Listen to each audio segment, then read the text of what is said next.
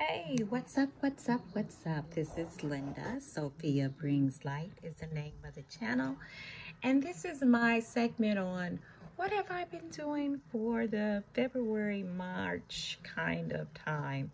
So I like to do crystal grids, and sometimes when I work with them, I kind of use like the crystal chips. And this has special meaning for me. I do the different colors, like the rose quartz is, of course, for love. Sometimes I do the middle is the clear quartz, and that is just to magnify my intentions. And for this crystal grid, my intentions is for love, protection, passion with my work, psychic abilities and higher thought and thinking, and just healing, be that mental, emotional, and spiritual healing. So that's those crystals as best they can represent that. So that's one of the, and I always keep a crystal grid kind of like on my desk that I change this about once a month or so with, different crystals representing this different things. I kind of charge those with my intentions and leave it on this little plate, which I got from one of the box prescription subscriptions that I get. So that's one of the things. So that is for, actually, I did that probably about 3 or 4 weeks ago. So that's one of the things that I did. And then I'm going to kind of this month what life has been for me as far as witchy things is I've been working on more mental things, more shadow work and that kind of things this month, because, well, I need to.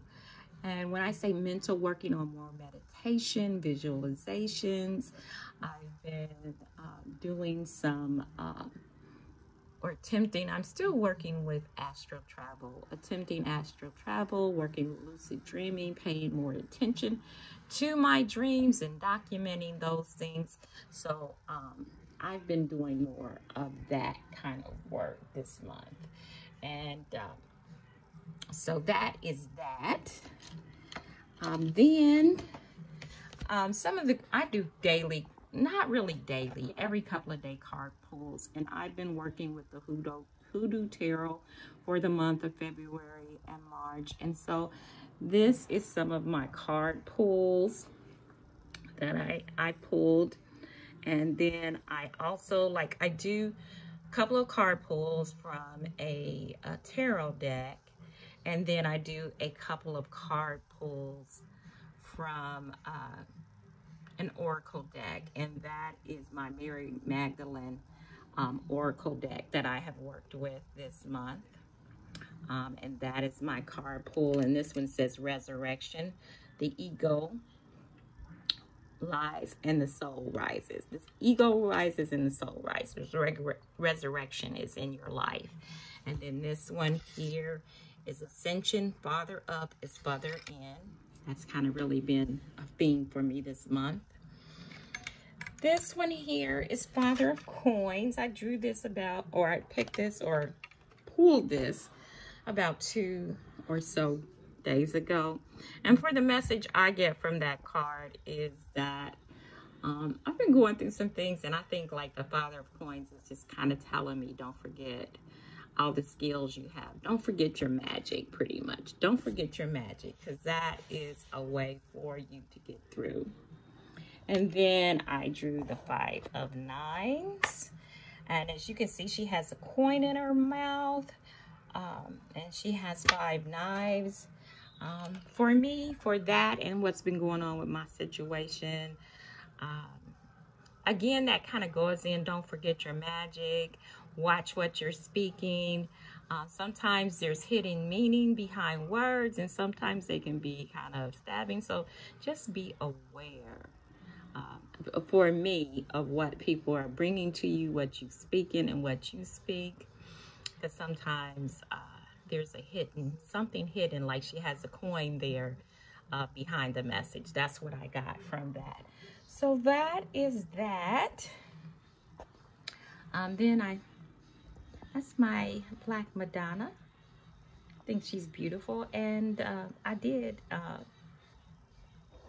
color her. Basically, I used marker, and I personally love the way that it turned out, so I did that this month, and I just wanted a Black Madonna on my desk, and so there I have it.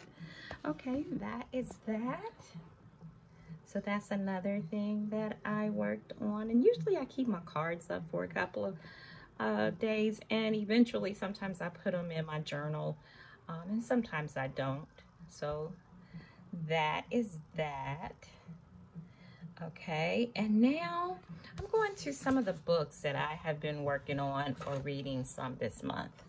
This is one, and I know a lot of people have this, the Ancestral Grimoire. Actually, I've been working on this book monthly. I'm going through it monthly. Our coven is kind of going through this, but I wanted to talk about this book because it is so awesome. It helps you work through your cards very, very well, and then it gives you messages. It helps you to get messages from the cards, from your ancestors, and some of the pulls or things that I've done as suggested in part of the exercises of this book has really, really helped me feel more connected to my ancestors, and like I'm receiving messages that are very apropos to whatever I'm going through, some things I should consider.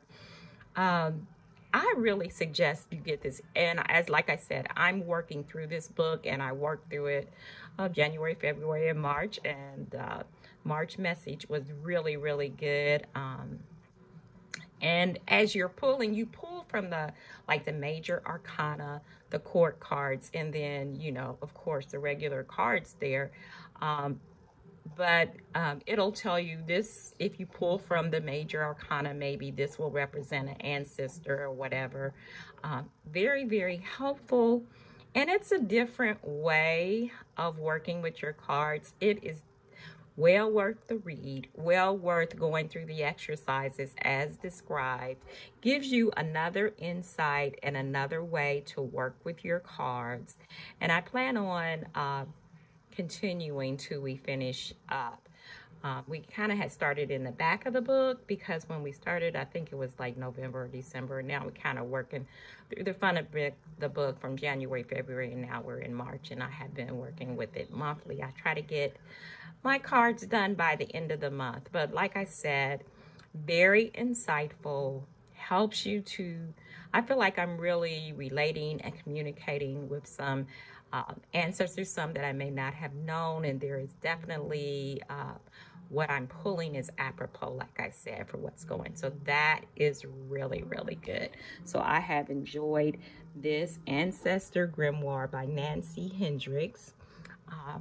Very, very good, and I really would suggest if you want some different ways and some different insights in using your tarot cards and corresponding that with communication with your ancestors, this would be the book for you, and highly recommend it.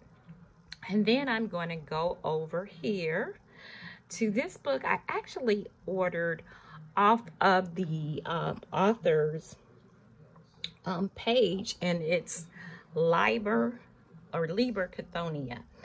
This is a journey with Hecate. I work with Hecate. I've been working with her for about 2 or 3 years now. It has been very insightful for me. It's not, our relationship is not one that I have to work with her every day, but usually a weekly or something. Definitely receiving messages. I feel like she guides me along the way. And she is more of a dark goddess, but for some reason, the more dark goddesses kind of call and pull to me. But I definitely feel like she understands me. I understand her as the relationship has grown. It's just very full, you know, without some of the pressures. I feel like in the way she relates to me is, hey, you're an adult, you know what to do, do you, but I'm here to guide to, you know, teach, because I feel like I get some things from her to teach and kind of show you the way. But it will be your choice how you choose to take what I'm giving you. That's kind of the relationship I feel with her. And also as a protective kind of, I feel that definitely with her. Okay, with this book called Liber Cathonia, and I'm going to see if I can turn it up that way. And the author is Jeff Cullen. And basically the book is about working with Hecate in the sense of what things he believes she, you know, that works for him with her. And I'll go through some of the chapters here. You know, of course, there's the introduction, the mass at the crossroads, who is Hecate, the concept of polytheism and witchcraft in the Mediterranean, cult titles, identifying and refining your cult, the shrine or altar. So it goes through tools of Hecate, festivals and sacred days, prayers and rituals, other gods, herbs, roots, and stones, recipes for sacred incense, oils, and potion. And then finally, one of the last chapters, it talks about witchcraft. So, I mean, I have really enjoyed this book. It would be a good book for somebody that maybe is a beginner and wants to find out more about Hecate, but it's also good for people who have had a relationship with her and who have worked with her, because it gives you some different things that he does, whether you want to use those or not. I've learned some new things, and some things are just, I've already kind of known that, but it is a really good book for, I feel like, somebody who's starting out to work with her. And like I said, he has some really good insights, and this is like the tools of Hecate, like we talked about. He talks about the sword. Now, I don't have a sword, but some people, you know, that's cool, and they do. The cauldron of Tartaros, I think that is. So it definitely has some good things in this book, and I would suggest it to a beginner, but it also would be good for somebody who's already had a relationship with Hecate. As I said before, I feel like he must have a really great relationship. He does have some great insights and things like that. So I would recommend this book to somebody who wants to develop a deeper relationship with Hecate, or have a more fulfilling relationship with her. So pretty much that is it for the month of February through March. What have I been doing, and what have I been practicing? Be blessed.